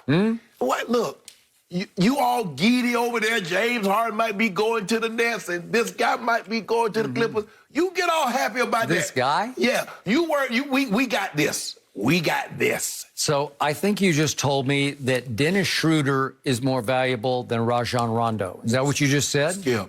Rondo must be haven't given them assurances that they need to feel comfortable. Because when you make a move like this, remember, and plus, I'm not going to get left holding the bag again where I got to scramble, knowing that there are 5, 6 other teams that was in the running for Schroder. So why would I not be proactive? Are you telling me that Schroder is a true point guard who can back up? No, he is not. No, he's not. He averaged 4 assists a game, right. Again, as a 6th man. Right. He, to me, is Reggie Jackson the second. And Reggie Jackson is now... No, he's not. Yes, he is. He's not. Reggie Jackson can light it up, but he cannot run the point because the Clippers fell into that trap for a while without Pat Bev, where they had to force Reggie into the starting lineup. Nobody can play with those guys. But when you get GOAT James, look at what guys do when they get with GOAT. GOAT is going to have no pure backup. GOAT is going to have no rest for the wicked, as they say, where he's going to say, I got to get back in. I got to get back in. He wants to pad stats. Anyway, there you go. We're not padding no stats. Okay, but I don't doubt Schroeder's ability to score the basketball because he can score it like crazy in ways Rondo can't. But Rondo is more valuable than Schroder because he was your 3rd most valuable player. I do not believe you would have won the championship without Rondo. I agree. Every time he was on the floor, not good things, but great things happened in many little big ways. He disrupts on defense. He steals the ball. He pushes it. He makes plays. He makes lob passes to LeBron on lob dunks. He's everywhere doing all the little big things to help you win championships. And I believe, Skip, but at the end of the day, Rob Pelinka and the front office of the Lakers got to believe that Rondo wants a payday that's not in line with they're able to give him. So why would I wait? And Rondo says, well, I'm going elsewhere. When I've had an opportunity to get Schroder, and that's passed me by. Remember how many people they let go? Like, okay, we got Kawhi. And then the last minute, Kawhi all of a sudden. And now they don't want to get clipped by the Clippers again because most of the insiders, most of the basketball experts believe Rondo is headed downstairs into the basement to play for the Clippers. Yes. Because it would be so Rondo to say, well, I helped the team upstairs win a championship. I'm going to go down in the basement. I'm going to lift that team out of the basement and help them win next year's championship. It's the Deion Sanders effect when he went 94 from San Francisco in a championship to Dallas 95, and he was the catalyst and difference maker for a Cowboys Super Bowl. But just know, Rondo, the place you're going, ain't nobody got that IQ like 2-3. That's in the purple and gold. Well, speaking of IQs, I would put Rondo's IQ right up there with GOAT James's. But I'm saying, when you're playing alongside someone that has the same level of IQ, magic happens. But what happens when you're not? Okay. So Rondo's decision will come down to this. If you want to hit the jackpot, you should go to Atlanta because Atlanta has voiced some interest in him, or it's been reported they have interest. They got big cap room. I got it. If you just want a payday, that's all you want. He going to Atlanta. Okay, you'd go to Atlanta because you'd say, I just want another ring. I already had one in Boston. Or that last payday, Skip. Okay, you might, but I don't know if it's his last. He's got one of those bodies that lives forever. He's just one of those guys who can just keep on keeping on. He might play longer, but big-time paydays, where you're talking about 3 years, $45 million. He ain't getting that at no 35, 36 years. But what is Rondo, 33, 34 now? Yeah, he ain't much younger than LeBron. He's 32, but go ahead. Okay, yeah. So this is his last big payday. And so okay, but this is a legacy move. If you could go to a team that could win a championship with Ty Lue now replacing Doc at the helm, if you broke through and won a championship with them, you would have won one with the Celtics, the Lakers, and the Clippers. It's a resume move. It's a Hall of Fame type move. I done led the league in assists. I've been an all-NBA player. I won 2 championships with 2 historic franchises. I'm good. Go get paid, Ro. Go get paid, though. Yep. You fear him. You would fear him because he is the missing piece to the championship puzzle for the Los Angeles Lakers. You know it, and I know it. We're not done yet, though. If Rondo had been a Clipper through this playoff run, the Clippers would be the champs, because there is no way he would have allowed them to spit up a 15-point lead in the first closeout game against Denver, a 19 in the second closeout, and a 12 in Game 7, the final closeout. Well, it can't happen. Somebody asthmatic and they can't breathe. Yeah. Oh, Paul George and Kawhi couldn't catch their breath. What happened, Skip? Needed a point guard to settle them down, put them in the right places, and get the ball where it should be, because they degenerated into Kawhi Leonard dribbling the ball up the floor or saying, okay, give me the ball over here in the ring, and I'll go 1-on-2 off the wing. You should be able to. They say you better than LeBron. That's what LeBron does. LeBron did that. Remember when he was in Cleveland and he was playing with those teams that didn't have Kyrie and didn't have... Hold up, LeBron did that. And so if Kawhi is what y'all said he is, I have no reason to believe. I never said he was a point guard. Oh, but so many of the great basketball minds have said he's better than LeBron. He can do everything LeBron do and a little better. Mid-range game, shoot the free throw. He can do all that. Kawhi never have been and never will be the equivalent. Because guess why? You don't hear them in the conversation. When last time you heard Kawhi and Jordan in the GOAT conversation? Well, nobody ever said exactly. That. When have you ever heard LeBron in the GOAT conversation? You hear it all the time. I don't know why. Yeah, you do know why. Because you do know why. You do know why. Nobody but you. Yeah, look at that. Look at those shooters. Yeah. Look at those shooters. Yeah. Oh, he looks happy. Yeah. Until he gets with LeBron and realizes, ooh, he's a diva. He's hard to get along with. Make your job so easy. You ever been with somebody scared that makes your job easy? Your boys make your job so easy? I'm here to predict that if he is a Laker, that LeBron will start taking passive-aggressive shots at him, because he will shoot the ball like crazy. He gonna make it too. Yeah, he gonna make it too. We got the old AD, LeBron, Schroder, but we not done. We got a little something. Who else you got? We got something else cooking in the kitchen. Boy, I can't wait for this thing. Oh, Thanksgiving, Thanksgiving meal gonna be. You in trouble. You are in trouble. Rondo is much more valuable than Schroder, and Rondo, I believe, he even has a chance, I think, it's reported that he could go back to Boston and try to end his career with the Celtics, where he obviously started. Yeah. No, it's the Clippers, because Ballmer's not going to let him get out of town. And when Ballmer wants something, Ballmer gets it, because he's simply the richest of the owners. He will figure this out, of all owners. And Jerry West still overseeing the Clippers. When he decides we got to do that, they will do that. You did that last year. We got to do that with Paul George. And what happened? Old Pandemic P. And old PEE. Laid an egg for y'all hitting the side. Skip, do you have practice that? I want to know, do you practice shooting on the side? Anybody, the NBA players, do y'all practice hitting the side of the backboard? I need to know, because I don't, I'm loving seeing somebody is sweating across the table, because somebody knows, uh-oh, we got Schroder and they got Rondo. Let me ask you a question. Yikes. Let me ask you a question. Is 23-3 still going to be in the purple and gold? That's all I need to know. Yep. If you could assure me of that. I mean, unless AD decides he's going to hit the open market, he opted out. I don't know. He opted out? Maybe he'll go to Atlanta for more money. I don't know. He got his ring. Huh? No, a guy like that, one ring is not in play for him. He wants multiples. He wants to be historically. He wants to be a transcendent player. Oh, that's right. He's represented by LeBron James. So there you go. See, Skip. Don't do that. Don't do that. Hold on. See, when David Falk had all these guys, nobody said anything. No. When Arm Tellem, when Leon Rose, nobody said a thing. Rob Pelinka, ain't nobody say, well, he's represented by this guy. Now, little Richie Paul. Richie Paul done built his little thing from the ground up, had a little stand, a little lemonade stand. That's about how tall Richie is. There you go. He built this thing from the floor up. And now y'all don't want to give a man no credit. Skip. We got Buddy. Did we get Buddy here? Puppet Master. Did we? Hold on. We signed somebody else, too. We got Edwards coming out in the draft. We signed a couple of other guys, too. We got a couple of other guys. Our portfolio expanded. Yep. Yeah. We're going to be David. We're going to take over. We're going to be the new David Falk. And David Falk need to stop. Oh, Michael Jordan would have averaged 75 points and shot 8. Stop. Stop. Jordan was great. But stop with these talking about he'd average 75 points a game. Jeez. I'm good over here. I got Rondo. Feeling good? I'm good over here. I ain't got Schroder. I might not have Rondo. No. I got something bigger than that. Yeah. Okay, well, this also important coming out this morning. Kind of expected, but KCP is opting out. Shams Charania reporting it. So he's going to enter free agency. How will that affect the team, Shannon? Interesting. You love it. Yeah, Skip, is that a smile? Am I missing something? Your day coming. Your day coming. No mercy.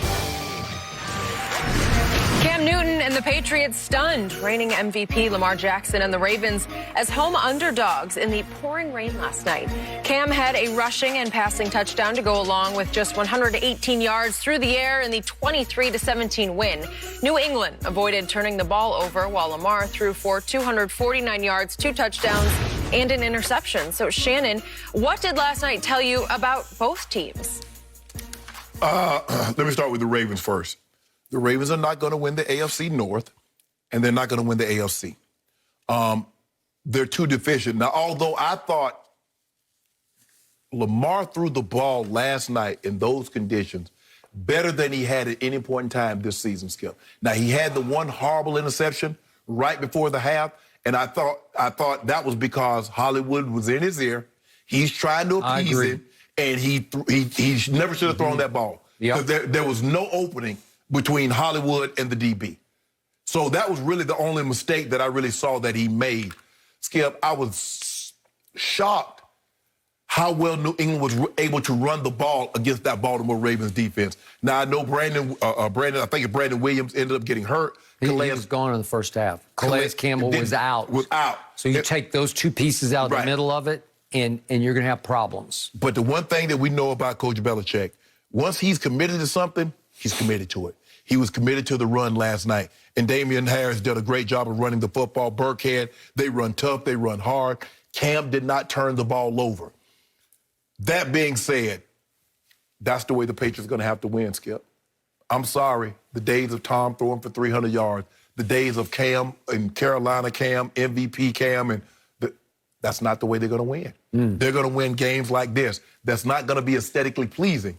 But at the end of the day, are you in the dub or are you in the AL column? And that's just the way it is. And given the conditions that were last night, I mean, everybody ran the ball. I mean, even Lamar and them, the Ravens ran the ball for 115 yards on 28 carries. But it's just something about the Ravens offense. And we get it, Skip. We know it normally takes a year for defenses to catch up. The question is, I still have for Lamar, I know it's going to take some time, but you got to continue to get better at throwing the football, or this is what it's going to look like for the foreseeable future. I do agree with your first takeaway. I thought under the circumstances, he threw it pretty well last night. One of his better games this year. Yeah, 24-34 Skip for 249 in those conditions. And remember, they're a little desperate at the end of the half. There's 7 seconds left. And you're right. He and Hollywood are all at each other on the sideline because Hollywood wants a deep ball because that's what he does. So he thinks, okay, he's got single coverage, but it's J.C. Jackson who's really emerged as a star cornerback. Right. There's no Stephon, but that guy he's like 1A to Stephon. And he says, okay, I'll throw it up for grabs and hope that he can have a half step and I can get it through him through the driving rain for a touchdown. You have a chance to complete a 10-yard pass at the sideline and call timeout, and you got, is he the best kicker in football? Yes. Right? Probably so. And so maybe you could even the score at 13 at halftime. You're down 13-10. Right. And instead, he just throws it up for grabs, and between those two, J.C. Jackson's probably going to come down with it. And he did, and it ended their scoring threat. They had it down to the New England 38, and that was the end of that half. My biggest takeaway from the game was the best pass I saw all night was not thrown by Lamar Jackson or Cam Newton. It was thrown by the undrafted receiver who is now the star receiver for the New England Patriots named Jacoby Myers. Jacoby Myers, and he, on a trick play, just cuts loose and throws it to Rex Burkhead, and it was a great throw. Yep. And it dropped down out of the sky between two DBs, and there was Rex Burkhead to catch it because Rex Burkhead can catch the football. Yes. He made a couple of big catches in the Super Bowl drive that won the game against the Rams for Tom Brady, obviously.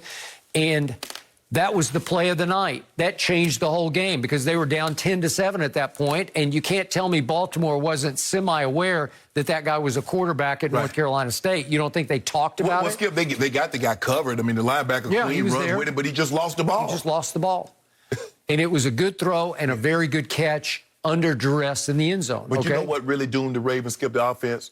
The center and his ability to snap the ball. Horrible. Skip, that was terrible. I mean, there were 3 on 4th down. He snaps the ball, and so now you give them a short field. And you roll the ball back to Lamar, and you lose 16 yards. So that happened time and time again. And I get it. Drops. Mark Andrews have a drop right there, and it just goes. He's trying to run before he secures the football. But I get it. The conditions. But it wasn't like Cam and the Patriots were playing in the phone booth. No. It was wet on their sideline, too, because I looked over there and Coach Belichick was getting rained on also. He was. So it wasn't just raining on your side of the field, Ravens. You've got to make plays. And I know, trust me, I played in the rain, played a lot of elements. It's not easy, but you got to make those plays. Got to make those plays. I envisioned Coach Belichick before this game conjuring up the rain somehow, like I don't know, it was voodoo or he's got a weather machine. But those conditions were so ugly that it gave his team a real shot to pull off an upset. Especially that last drive. I said, now this is ridiculous. It wasn't raining like this until the last drive with like a minute and 15 seconds to go. It's impossible. It's impossible. It's raining sideways. They should have just called that. Okay, that's enough now. That's it. Call it off. So it was an ugly game with an ugly outcome, at least for me, because I picked Baltimore to win it all this year. Yes. I'm going to hang with them, but they got their issues. I'm also going to remind you, they were coming off their best half of the year because just in their previous Sunday game, they were at Indy, and they won the second half 17-0 over a team that then went to Tennessee and destroyed won. Tennessee. Yeah, destroyed them. So that was impressive to me. But to your point, Pittsburgh is running and hiding with this division, right? Yeah. I don't know, Skip. And there's no person out there. There's no quick fix. Lamar's just going to have to throw the football better. I thought they gave him opportunities. I thought Greg Roman, but guys are going to have to catch the ball. I know the opportunities are few and far between. But when you get those opportunities, you're gonna have to come down with the football. You are. And they lost Doyle. I think that's the name, Boyle. Yeah, which was horrible. Horrible. It was just, as soon as it happened, I just said that. But Skip, you're gonna get this because remember earlier they got 2 unnecessary roughness for hitting the court a receiver. So you're gonna get guys going low, and I just hate it. I just hate it. But the Ravens, you're gonna have to get better. You're gonna have to catch the ball better. Lamar's going to have to continue to prove and throwing the football. But like I said, 24-34 for 249, 2 touchdowns, 1 interception. The interception should have never happened. And that's the thing what the really great quarterbacks can do, Skip. They can block out the noise, guys. Man, throw me the ball, I was open. Okay. I'm going to go back there and go through my reads. That is and correct. my read dictates you, and my read takes you to you. I agree. And you're open, I'm going to throw you the ball. If not, I'm going elsewhere. I still believe in Lamar Jackson's football character, and I think they will figure it out, even though they're getting depleted to the point of being decimated. Because they lost the left tackle. Stanley. Lamar said they're ticked off. They don't like losing. So we'll see how they respond, guys. Interesting in that front. No mercy. Kyler Murray led the Cardinals on a comeback for the ages when Arizona found themselves down 30-26 with only 34 seconds to go in the game. Kyler completed 3 passes for 32 yards before escaping a sack, then unleashing a 43-yard bomb that DeAndre Hopkins came down with despite 3 defenders being all over him. Fox Sports NFL analyst Michael Vick is joining us now. Michael, that was an incredible game, incredible ending. I want to ask you, was it a better throw or a better catch? I got to go with it was a better catch. As much as I want to say quarterback bias, that it was a better throw by Kyler Murray under duress, scrambling, had a guy barreling down on him. This ball could have easily sailed out of bounds. It could have came up short. It was thrown with enough accuracy and trajectory that DeAndre Hopkins was able to go up and make the catch. But I have to go with the better catch over the throw. And take nothing away from Kyler Murray, man. This play doesn't happen without the ball being in his hands. But for DeAndre Hopkins to go up and take the ball away from 3 defenders, I mean, Like, DeAndre's not known for going up and being vertical and taking the ball away from guys. He's known for getting open, in the middle of the field, one-on-one routes. I didn't expect this. I didn't expect to see this, but, for him to get up, go vertical, take it away from 3 defenders and just leave him looking stupid, man. This was a better catch than throw. This will go down as one of the better catches and greater plays of all time. And when I think about the catch, Dwight Clark, Joe Montana. Joe Montana don't get any credit for that.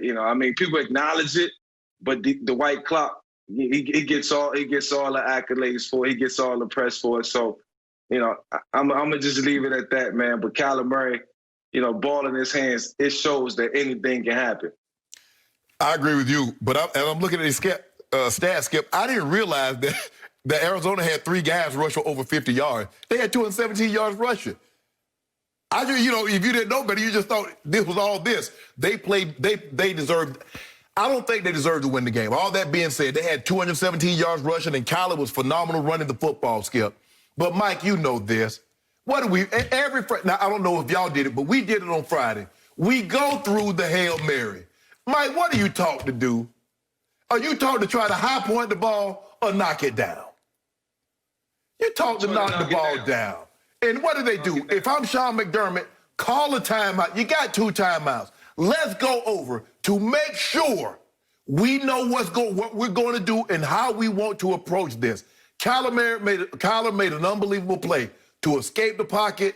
He did the little stutter step. He stole that from Mahomes. Remember Mahomes hit that stutter step on Tennessee? Don't compare Mahomes. Don't compare Mahomes and Kyler, please. That running ability. When it comes to mobility. Mahomes, he did the stutter step, bought him some time.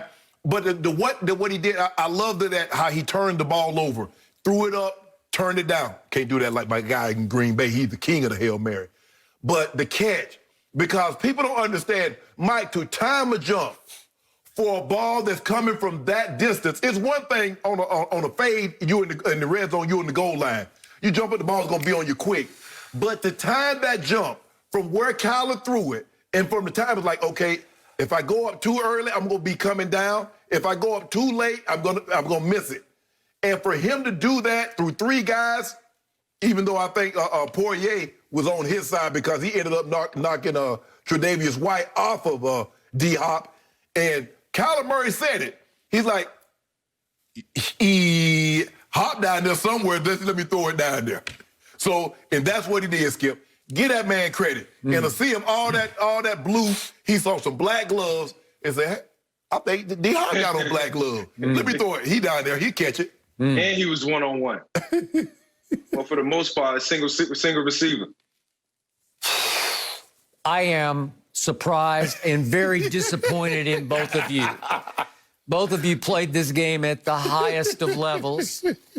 And here I am correcting you because clearly the degree of difficulty of the throw was, I said 3 times to open the show, because you ticked me off in the A block.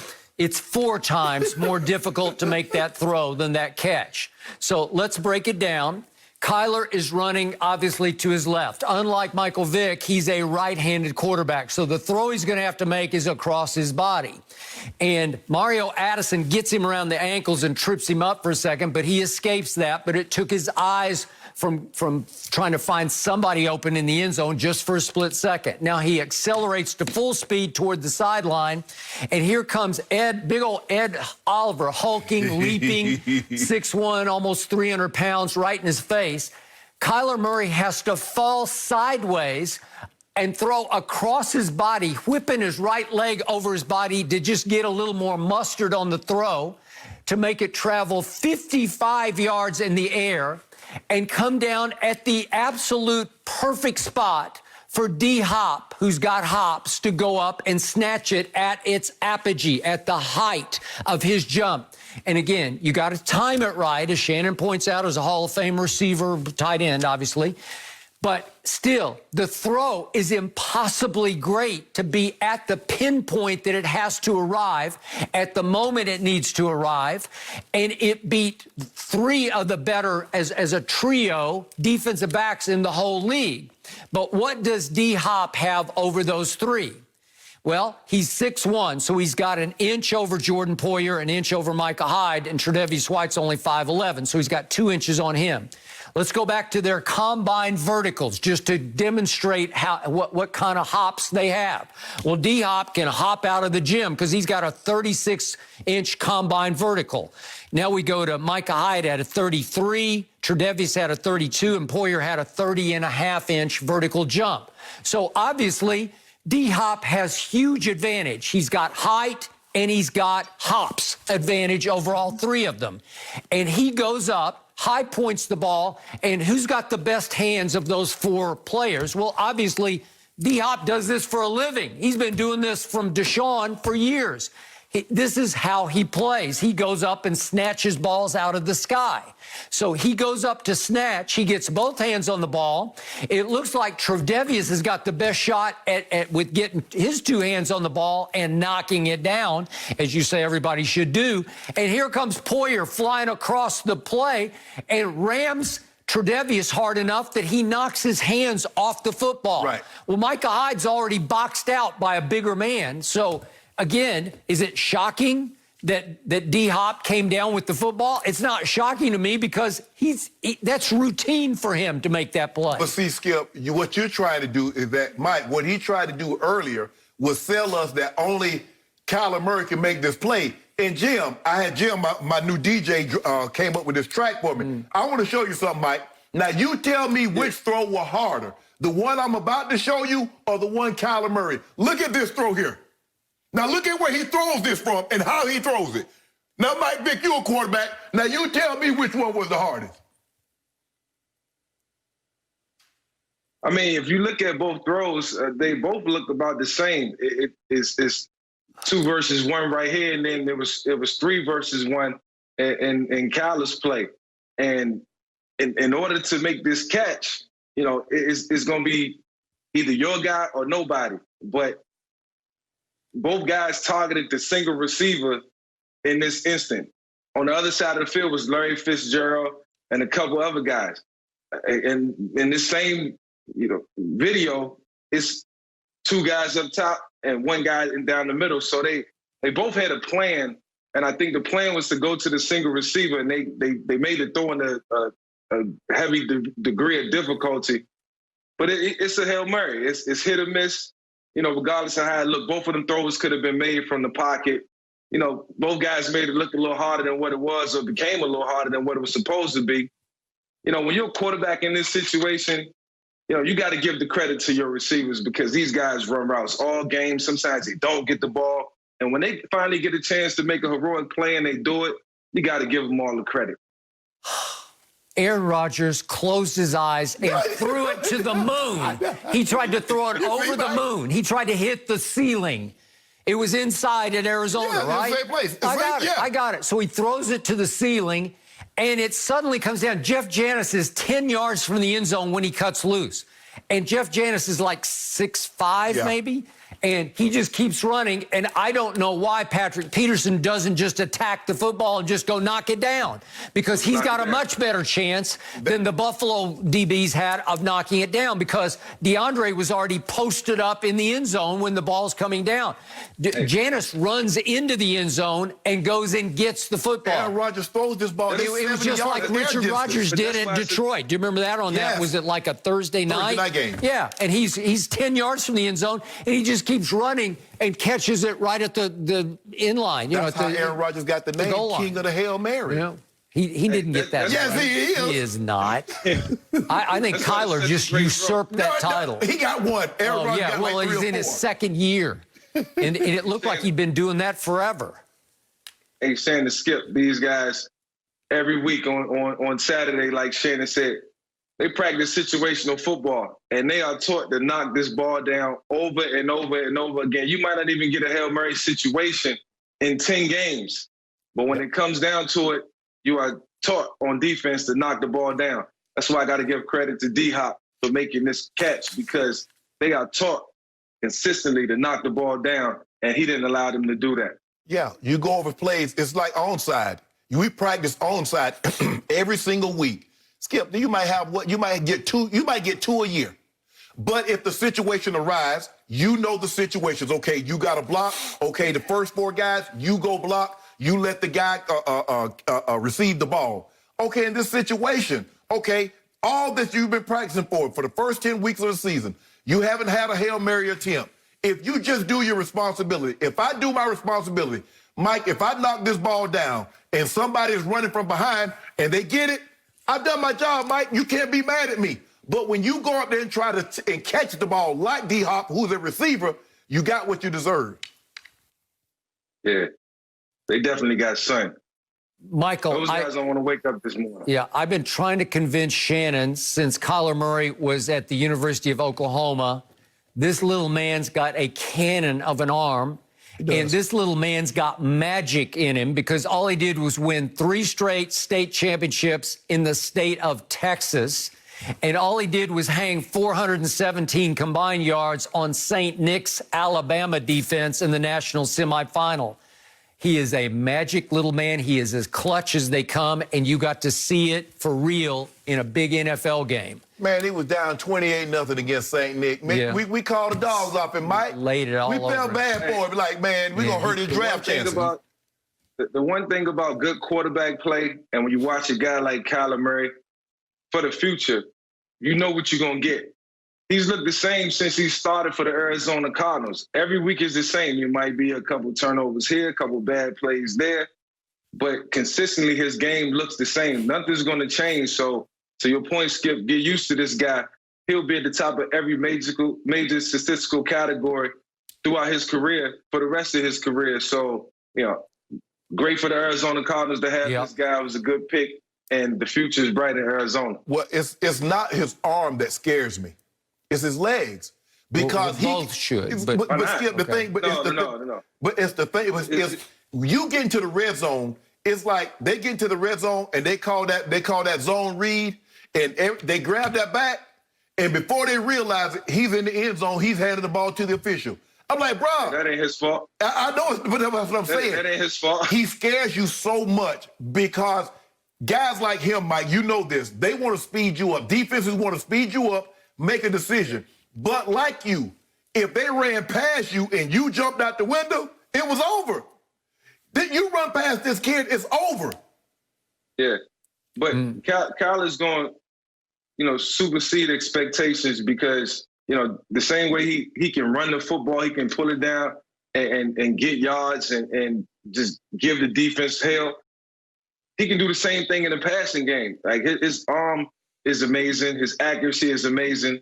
And his ability to do everything in the passing game, he's shown us he can make every throw, whether short, middle, or deep. But this is why I fear him with his legs, because the guys that are covering his receivers are equally as talented.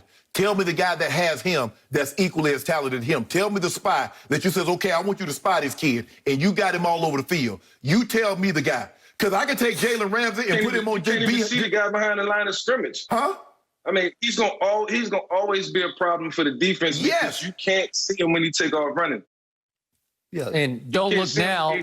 I think he just threw his hat right in the middle of the MVP race, right? Hey, and guess what? And guess what, Mike? And my homeboy just kicked it right out the circle. Get that hat out of this circle. Really? You know I'm the MVP. Stop playing with me. Out of sight, out of mind. Okay. You got to reach for the stars. You got to shoot for the stars. That's right. Well, he gonna remind you this week. In 2 weeks, he got something for your guy. You remember what happened last time he played it? You remember last time, Skip? I remember when it mattered. It didn't matter last time, huh? No, not like it did. Well, he kept y'all from getting home field. If y'all to beat him, y'all to have home field. No mercy. Start Saturday strong with the Big Noon Kickoff Show live from Columbus at 10 a.m. Eastern, followed by Big Noon Saturday, where Indiana looks to continue their incredible season against Heisman contender Justin Fields and number 3 Ohio State. It's all on Fox and the Fox Sports app. I am gearing up for that one, and it is always more fun to walk around Columbus with Urban Meyer alongside. I'm happy to have the guys with us Saturday. So, guys, Kyler Murray is now 4th in MVP odds at plus 700, according to Fox Bet. The second-year QB barely trails Aaron Rodgers, who is 3rd at plus 300, and Russell Wilson and Patrick Mahomes, who are tied at the top at plus 200. So, Shannon, who has the edge for MVP? Mahomes. It's not even close. I don't know where to get a tie from. He has 27 total touchdowns, 1 turnover, averaging nearly 300 yards passing the game. His team is 8-1. They're second in the league and scored at 32 points a game. He's first in QBR. Next would be Aaron Rodgers, 26 touchdowns, 3 interceptions, second in QBR. He has 4 games this season in which he's thrown 4 touchdowns and 0 interception, and his defense isn't very good. Third on my list has been Roethlisberger. Skip, I don't think people realize how under the radar he's been. Now, they got a 9-0 record because a lot of that, their defense. But Big Ben is 22-4. And he threw 3 interceptions in 1 game against Tennessee, but they ended up winning that game. So those will be my top 3. My fourth guy would be, I hate to admit it, Tom Brady. Tom Brady is in the 4th spot. Russ has dropped out of the top 5 for me, Skip. I don't know if people know this, but Russell Wilson is tied for second in the league in turnovers.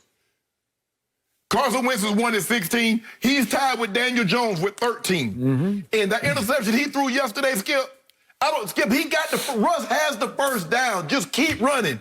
He stops, throws clear across his body to the back pylon on the other side and gets it picked. His decision-making, he's trying to play, no, I don't need Russ to cook all the time. Come on, Russ. Too many turnovers. So, and next will be Kyler. Skip, the thing that's hurting Kyler turns the ball over a lot. He has an interception of 6 of the 9 games. He's 10th in QBR. He has 2 games under 200 yards passing. And yesterday, he's right on the cusp. He's at 202 before that last big play. And so, for me, those are my top 5 quarterbacks. Mahomes, Rodgers, Big Ben, Tom, Kyler. Okay, let's look at the quarterbacks who have taken steps back. Russell Wilson, as you talk about, let Russ cook. He's cooking Seattle more than he's cooking the opposition. Exactly. He has 10 turnovers in the last 4 games. That's by far the most in the whole league over the last 4 games. So he has played his way right out of the MVP race. Correct. Aaron Rodgers had a bad game yesterday by his standards. He had a 45 QBR against Jacksonville, the 31st ranked defense at Lambeau on the frozen tundra. It took him the whole game to overcome Jacksonville 24-20. That's a step back for me. It is a step back. Yeah, it is. It's a step back. Sorry. Drew Brees, I thought, had vaulted right in the middle of this until yesterday when he didn't even get to 100 yards passing in the first half and took a shot, got body slammed. Now they're saying it's his back and his ribs. He's having an MRI today. We'll see how that plays out, but that could be... You know how to say. You can't miss games in the MVP as Wentz. And it could get a little more interesting for Tampa Bay if he can't play. Then it'll be Jameis. I don't know. He's been a turnover machine in his career. Will he be for New Orleans? I don't think they'll put him in that situation. Probably I don't think they'll ask him not to do. But what's interesting is that who are they turning to? Now they gave Taysom Hill. They believe in him. They gave him a 2-year deal. It tells me they believe more in Jameis as a quarterback. Well, do they? They put him in yesterday. Would they start him next week? I guess so. Jameis is starting. Okay. Absolutely. Because every time I see Taysom Hill, he just does great stuff. Yeah. He bullied Tampa Bay. Oh, that ain't saying much. Bullied. That ain't saying much. Oh, not saying much when they came in with the number 1 defense. Nick Foles bullied him. Okay, so Drew Brees out for the moment. Josh Allen looked like he was entering the fray, and then he played very well yesterday but lost, had 1 big turnover. 2. And that brings us back to Patrick Mahomes. Your homie.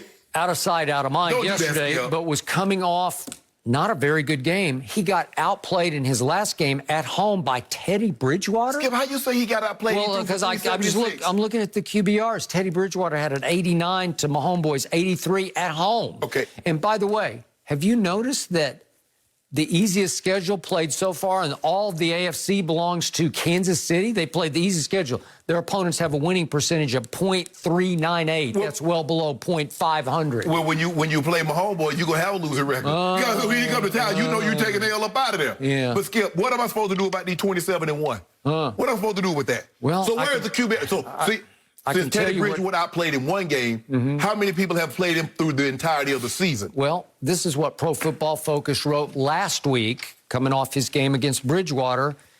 It has been an inconsistent season for Patrick Mahomes, whose rating by Pro Football Focus model was slightly under Tom Brady's rating.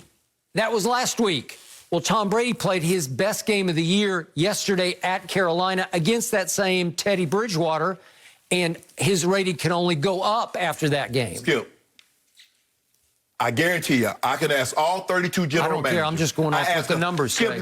Skip the numbers. Skip, you know the numbers are flawed. Now, you know, Skip, all that aside, nobody will tell you Tom Brady has outplayed Patrick Mahomes. I'm not talking about career achievement. I'm talking about for the 2020 season. There is no way a guy has 7 interceptions, has fewer touchdowns, more interceptions, less passing yards, lower QBR, lower completion percentage, lower yards per attempt, and he's played better and a worse record. How? This is last week, because they haven't done it yet for this week. We'll get it this afternoon. But Tom Brady going into this game at Carolina ranked 3rd in the league in big-time throws and 3rd in turnover-worthy plays, how few he'd had. Skip, the big-time throws. But I saw him miss 4 big-time throws yesterday. By the way, they were all overthrown, which means his arm is much bigger than you're giving it credit for. Whoa, time out. I thought the objective was to complete the ball, not to have a big-time throw. So if what's a big-time throw, Skip, if it's not completed? I will bet you his rating on Pro Football Focus's formula, and I have a lot of respect for him because NBC is aligned with them. Chris Collinsworth helps them. Mike McCarthy worked with them last year. Well, Mike McCarthy need to go back and they had Mike McCarthy thinking that look at what he's doing. Skip, so in other words, if I almost get a win, that's as good as getting a win, right? It has been an inconsistent season for Mahomes. He played Brian Hoyer at Kansas City and stunk it up against him. Skip, okay, but Skip, your guy got one impressive win. They beat the Packers. We know the Packers' defense is overrated. We understand that. How about the win at Las Vegas? You don't think they're coming on strong? Tom just picked them to pieces at Las Vegas. Well, why didn't he pick the Bears to pieces? Well, why didn't he pick Tampa to pieces? Pretty well. But you mean pick New Orleans? Yeah, the Bears and New Orleans. Why did he pick them to pieces, Skip? Well, New Orleans has his number, but in all the other games, especially that game yesterday, I think he's right back in the middle of the MVP. If you say Mahomes is the MVP, then I got to say, well, Brady's the MVP. And who has the better story? You always tell me it comes down to narrative. I think it's Tom Brady. Tom does have the story. Yeah. Skip, look at what does the number, Skip, the guy's on pace to throw for almost 50 and 5,000 again. And Skip, look, if you talk about career achievement, Skip, I'm not talking about what Tom Brady has done from 2000 to 2019. I'm not talking about that because it's not close. I'm talking about for this season.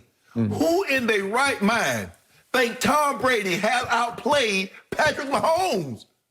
I said in their right mind. I'm talking, when I say in their wrong mind, that's you. I'm in more of a right mind than you are. Skip, he hasn't outplayed Aaron Rodgers. But you get blinded by Brady hate. You just conceded that he's like 4th on your list. Yes. Well, how? I think he just vaulted up above Mahomes. Let me ask you a question. He's already above him. So let me ask you a question. He has more turnovers than all those guys. He has fewer interceptions than 2 of those guys. He has a 1-loss record that's worse than everybody on this list. How is he in front of them? He's 7-3 and took over a team that was 7-9 last year. 7-9. So Ben Roethlisberger took over a team that was 8-8. They got 9 wins right now. Aaron Rodgers has lost 2 games. My homeboy has lost 1 game. How many guys has Tom Brady lost? That many? Yep. So in other words, Skip, did you know this? He's lost more games, him by himself, than the other 3 guys in front of him combined. What do you tell me about Ben Roethlisberger at this stage and age of his career?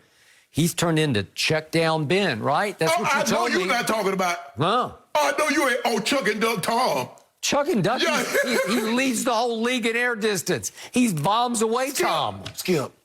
Throwing the ball far and not having it completed does nothing. Let that sink in.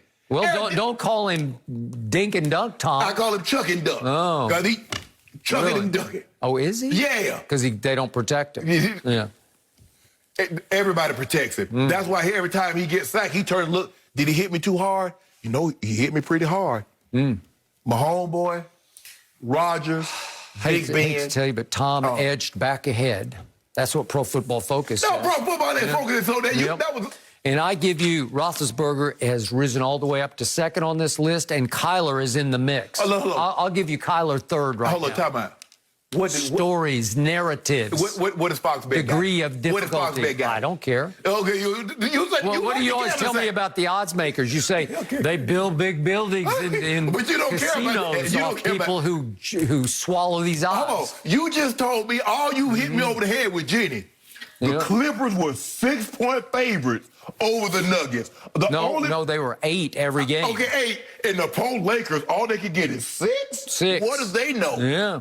Degree of difficulty, strength, they were showing you. Now, I give you this. Are you telling me that people would bet more on the Clippers as a public team than the Lakers? No. Skip, my homeboy, if you look at what he has coming down the pipeline, he's got some games. They got New Orleans. They got Tampa. All right, we'll see. Skip, he come up out of that thing with wins. Right now, he's played the easiest schedule in the AFC. Way to go. I can see him throwing for about 5 or 6 touchdowns and no picks. Yeah, I give him a lot better shot at Tampa Bay because when he's at home, my homeboy stinks.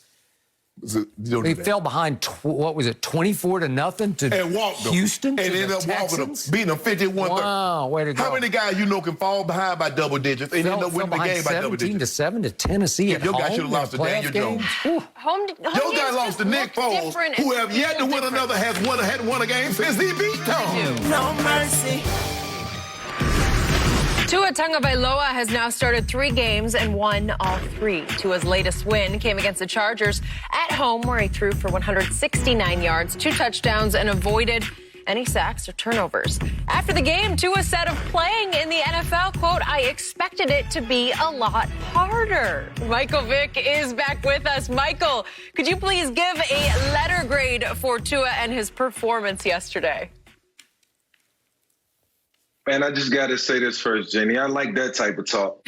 when a young quarterback is saying, I thought the NFL was going to be a lot harder, that means he's learning on the job and he's getting everything out of his offensive coordinator and quarterback coach during the week. I just started by that.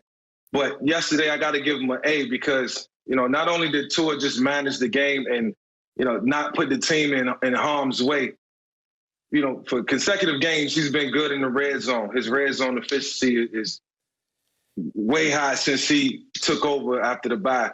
And the ability to stay on the field on third downs, his third down efficiency has been through the roof as well. And, that's what quarterbacks judge themselves off of, how well you play on third down and how efficient you are in the red zone. And every time the Miami Dolphins get a big play, a turnover, a big special teams play, and they in the red zone, they always capitalize. And that's been the biggest difference from this team from the last couple of years. They've taken advantage of every opportunity, and it's because of Tua.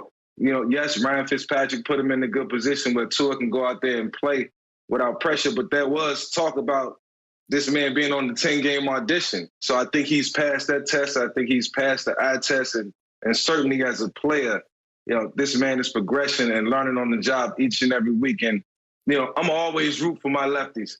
It's extremely tough for us in the National Football League. We don't get out of love. It's not enough of us. But this guy is going to change the face of the Miami Dolphins for years to come. Unlike you, I particularly don't really like that he said the NFL is a lot easier than I thought it would be. You've only played 3 games. Ask Tom Brady. Ask some of the greats how easy the NFL is. Now, you talking now, bro. It's not like you throwing for 400. You threw for $160. So just temper it down a little bit. He's playing well. He's not going to be asked, at least not now, to throw the ball an enormous amount of times for an enormous amount of yards, Skip, because they can play an outstanding defense. They got good, sound special teams. So what they're asking him to do is not a whole lot, but he's doing that at a very high level. And that's all you can ask for. Not to turn the ball over. Do what we ask you to do. And he's doing that. I thought Chan Gailey's done a great job of each week adding a little more to his plate. Add a little more. And he's going to keep at it. But don't look now. They go to Denver. They beat Denver. Guess what, Skip? They tied for the number 1. They tied in the AFC East. And I thought I was like, Brian Flores, why are you doing this? Ryan Fitzpatrick had just won 3. I mean, he had just put the beat down on San Francisco. And they're like, we making okay. Now you can understand why. We need to, look, we're not just worried about 2020. What about 2021 to 2026, 27? We need to find out just what we got. We got this guy at the 5th pick in the draft. Let's see if he's everything that we thought he was when we selected him. I gave him a B+ because, Skip, they didn't ask him to do a whole lot. He only threw the ball, 25 times, 15 to 25, 169, 2 touchdowns. But I saw him make some throws on the move, Skip, had some zip on that thing. You saw it, too. I did not. Yeah, you did. Yeah, you did. I got to get a new TV, I guess. That's your Christmas gift. Zip?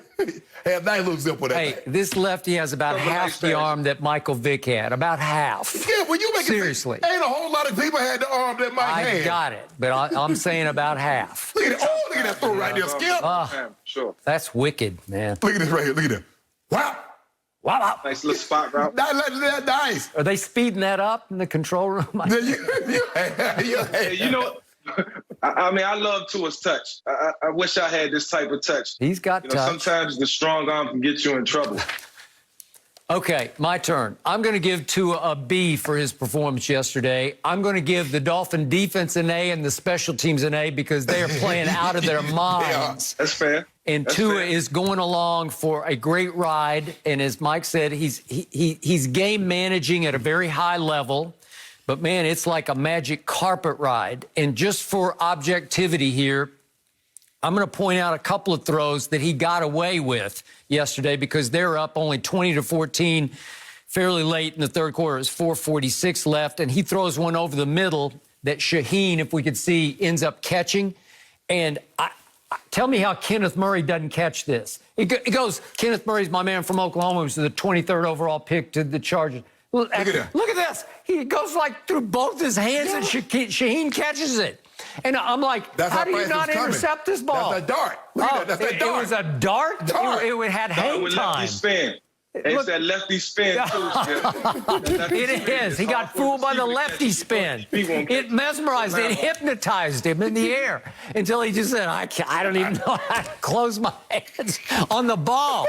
What are you doing, Kenneth Murray? You're better than that. I've seen you pick balls off before. And then a few plays later, it gets to 3rd and 9. He just heaves one up into the end zone to Devontae Parker. I'm saying, kid, what are you doing? He's not open. You just throw it up to him. There are more Chargers there. Like 2 Chargers have a chance to intercept this ball. Yeah, I thought that was really the only bad play. Okay, that's just like a bad idea all the way around, right? Right. It's like the 2 Chargers knocked themselves off the interception. Come on, kid, you're better than that. So those came back to back. It's magic carpet ride. Everything's going well. Now to what he said. I thought the NFL would be harder. Well, I'm with Shannon on this one because, hey, I want to touch on that, too. Hey, I covered this league for a long, long time, and to me, those can be famous last words for a young quarterback because I don't know what you're talking about. It is so hard, and it only gets harder and harder. Yes. You're going to get beat up, but I'm going to give him one other play that, man, I should give him an A just for this play. There was one point where it was 3rd and 1 at the 9, and they had an exchange fumble, and it was his fault and the center's fault. And look what happens. This ball goes back, and that Nick Vigil picks it up for the Chargers. And guess who runs it down? Tua. This man is 6'2", 240. And Tua, I don't know if this is a good idea or a bad idea, but it was a great play on his part. It saves a touchdown because he is going to go house on this one. I mean, that ain't DK Metcalf. That might be CK Metcalf, but he got him, though, Mike. He got him. Tua goes, and you're coming off a career-threatening hip surgery. Well, I just don't know if that's the smartest play ever made, but I like the guts of it. That showed me something. Yes. That's guts. Say what, Brian Flores, he was extremely happy with that play. That's a play he'll show to the team, and that's a play that he will certainly Tua can learn from because it'll be more of those. Yep. As time goes on. But back to Tua saying the league is easy, and he's riding a wave right now. The defense has played lights out. They've given him a lot of short fields, and special teams have contributed. It's going to come a point in time where he's going to have to bring the team back in the fourth quarter. He's going to have to put together a 2-minute drive. At the end of the first half. It's going to get tougher. Things are going to get tighter, and he can just look at Lamar Jackson and what he's going through. Once teams have a year to watch you and figure you out, then they'll have a better beat in terms of what you're doing or what you like to do. But as of right now, he's going to ride this wave, and this is just a confidence builder. But So far, so good. So far, so great. Because guess what's going to happen, Mike? You know what's going to happen. Every time somebody get a hit on him, oh, you still think the NFL easy? How was that? Is that easy? Hey, guys hear everything. It's amazing how you in Denver, but you hear everything somebody says, good, bad, or indifferent. They in Cincinnati, they in Chicago. You know, word of mouth travel faster than anything. Faster than one man and television. That's how word of mouth get around. So, hey, be careful, Tua. I personally love it. I'm with Mike. I mean, he's confident. He's feeling himself a little bit. We want athletes to be open and honest in interviews, and then when they actually tell us something good, we give them a hard time. Okay. I'm liking this, Shannon. Come on. No mercy. Two of the most exciting quarterbacks in the league square off when Kyler Murray and the Cardinals take on Russell Wilson and the Seahawks. Thursday Night Football this week at 7:30 Eastern, 4:30 Pacific on Fox NFL Network and streaming, as always, on Prime Video. Well, according to reports, Kevin Durant recently spoke with Houston Rockets star James Harden about the possibility of playing together in Brooklyn. If the Rockets were to decide to move on from Harden, the Nets are at the top of his list of potential teams and are also a team that could offer the Rockets enough to make the deal happen, pairing him with Durant and Kyrie Irving. This is a lot to process. Shannon, would this work? No. Absolutely not. Skip, it sounds good on paper. Oh, man, James Harden, Kyrie, KD. But, Skip, you got three guys that have three of the 16 highest usage since the merger. Now, last year, James Harden, before he paired with Russ, he was either first or second in usage. Last year, he was third. He dropped all the way down to third. Kyrie is a guy that needs the ball. Now, KD needs the ball, but not nearly enough, and not nearly as much as these other two guys. Skip, now, at some point in time, we're going to have to come to the conclusion. It's not everybody else's fault that plays with James Harden. Dwight Howard, he couldn't make it. Chris Paul, he couldn't make it. Russ, he couldn't make it. At some point in time, the common denominator is still James Harden.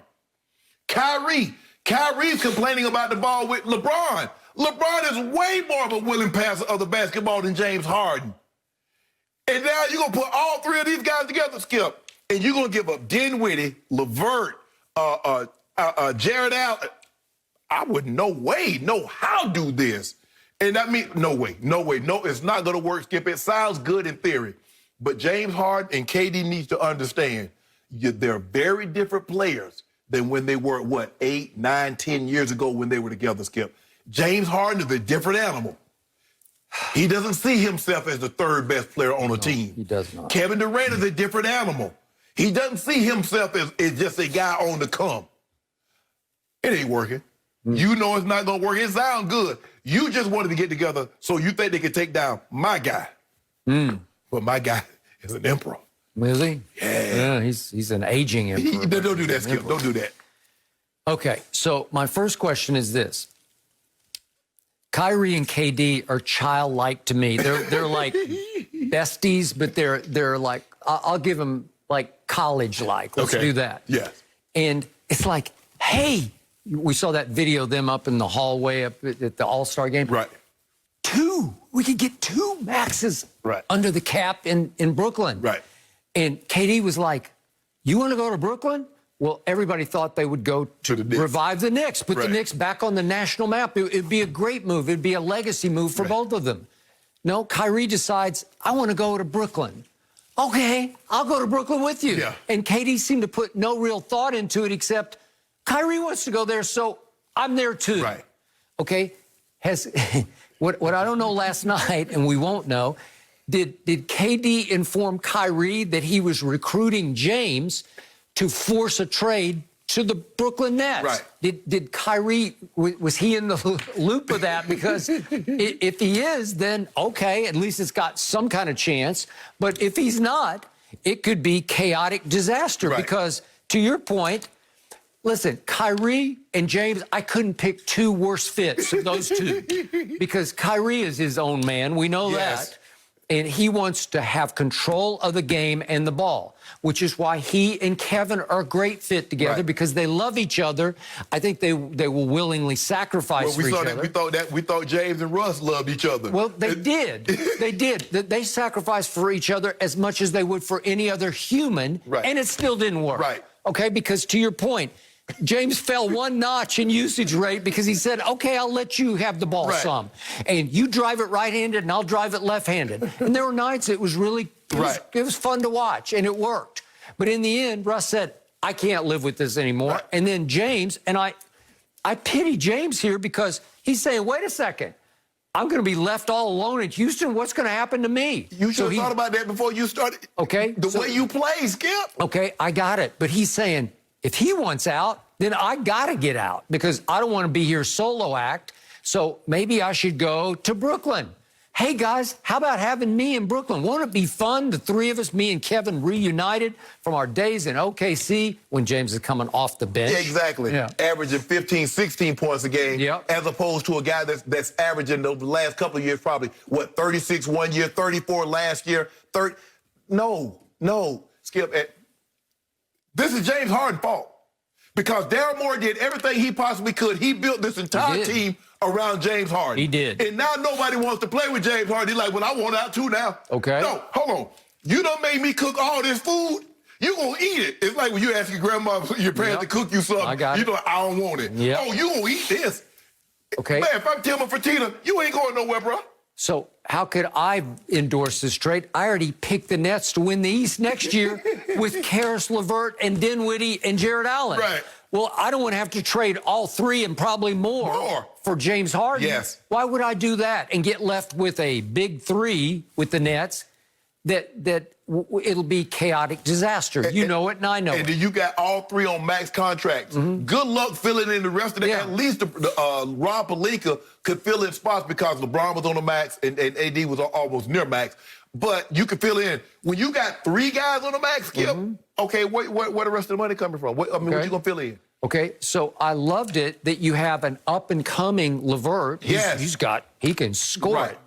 And I love it that Dinwiddie is becoming like a veteran scorer. Right. Well, you can blend them with Kyrie, KD, and figure it out and let Jared Allen, can he protect the rim? Exactly, Woo. yes. Okay, now you have what's called a basketball team. Right. The other way, you got a mess. You got the biggest soap opera that they would have all the back page headlines in New York, but at what expense? For an all-star game, Skip, this would be fun to watch. KD, Kyrie, and James Harden on the all-star team, that sounds good. But a real basketball game where they're not going to just let you get up and down. Okay, just let them get up and down. Nobody play no defense. I just don't see how this works, Skip. For James Harden to need the ball and to have the ball as much as he does. For Kyrie to need and to have the ball. KD is the one that needs the ball the least, but he still wants the ball. Yeah, when I heard this, I thought, well, is Kevin thinking about semi-retiring? Because he'd have to say, I'll just go along for the ride. But Skip, remember? He wanted out of OKC because the guy dominated the basketball. So now you're going to go more about decision-making than dominating. Well, Skip, if you don't dominate the ball, you're going to make the right decision. I just don't see it. Hey, if it happens, I want to see it. Just like I said, I didn't believe Russ and Harden was going to work. Friendship is all that aside. That's fine. I got a lot of friends. Don't mean I want to work and play with them.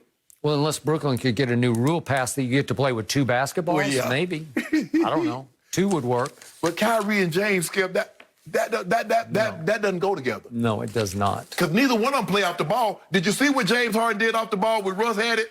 Go stand in the corner. Kyrie can't be very happy this morning. No mercy.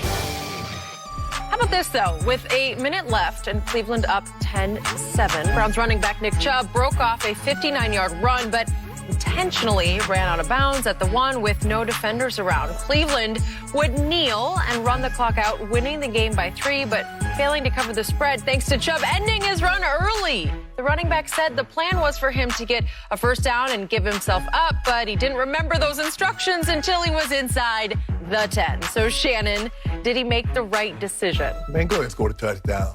Skip, if they come back and beat you, down by 10 points. With 56 seconds, you deserve to lose. 17-7. That's what the score would have been. Sometimes I think these guys overthink it. Skip, this is not a situation where they got timeouts. If you score a touchdown, now you only have a 7 or 8 point lead. Skip, they were going to have to get the ball twice. They were going to have to score, onside, get it again, and score again. Guys, don't overthink it. You're thinking too much. Okay, but even though it would have been virtually impossible for the Texans to come back at 17-7 with 54 seconds left, whatever it was, it would be 1,000% impossible, especially if he had just kneeled or slid at the 5 or whatever he wanted to do, because he stepped out of bounds and stopped the clock. Right. So that undercut some of the strategy, right? Because he was told by the coaches, try to get the 3rd and 3, because it's 3rd and 3, and if you can get the 3, then get down and stay in bounds, right? And let the clock run, because I think they were out of timeouts. They were out of timeouts. Okay. So on this one, he said he didn't think of it until the last second. Wait a second, they told me to get down, and all he could do is step out of bounds. But if he slides or kneels and stays in bounds, then the game is really going to be over, right? You don't even have to kneel out the clock. Man, I'm going to get that tub. That'll be some money, Skip. Okay. I'm going to get that tub. Well, you would make your fantasy owners happy, right? I'd have made the Vegas. And you'd make the bettors happy, because that was they were given 4.5. Cleveland 4.5. So he cost a lot of people a lot of money. Man, do you know how many people throw their TVs out the window, Skip, with this one? Okay. But like I said, Skip, if he scores the touchdown and now all of a sudden it's a 7, it's an 8-point ball game, I get it. But 10, come on. You got to go. No, I go with the letter of the law. Just end it. Yeah, completely. And that's what Nick Chubb is made of. He's got no ego. That's why I love that young man. And you notice the difference in this team? Good point, guys. They had 2 guys go over 100. Run the football. Play through your run the football. Around here. So much to get to. Thank you, guys. You guys were great today. Good stuff. Skip, Shannon. We're back at the same time tomorrow morning. Have a good day.